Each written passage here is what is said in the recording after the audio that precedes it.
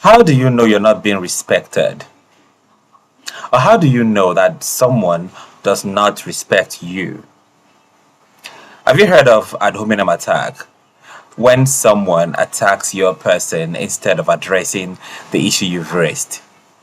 I dare to say that that's one of the ways to know that that person doesn't respect you. Because why would you raise an issue? Why would you raise a matter of discussion and instead of addressing that discussion, the person that attacks you? I don't see how that is respectful. So, for example, you tell somebody, I feel like I'm not being heard.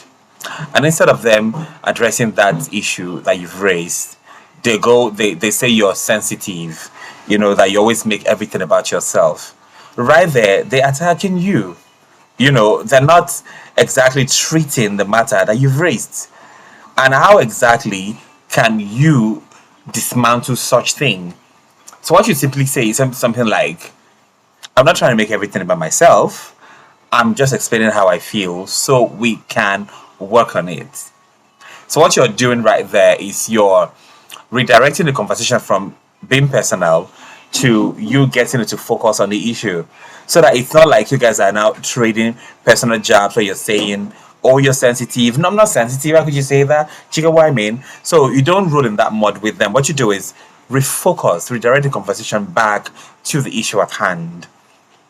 Another example could be where you say something about, let's say, I think we could be more organized with the kids' schedule, and then the person says, "Oh," says the person who misses the maybe who missed the kids' parent-teacher conference or something like that.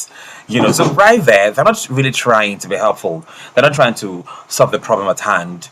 They're instead more interested in in the personal jabs, in attacking your person, and that's not helpful, is it? It's not. So to make sure it's a conversation and not a personal dig, what you do is to re-engage and say, you know what, this right here is not about pointing fingers. It's about solving a shared problem. Can we focus on that, please? Something like that. So again, you bring the conversation, redirect the conversation, to your point, not to the person. The point right there is, the kids' schedule. Can we work on it together?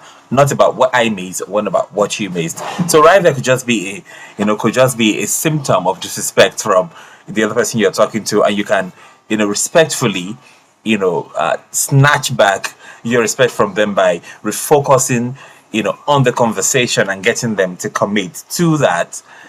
So try that and follow me.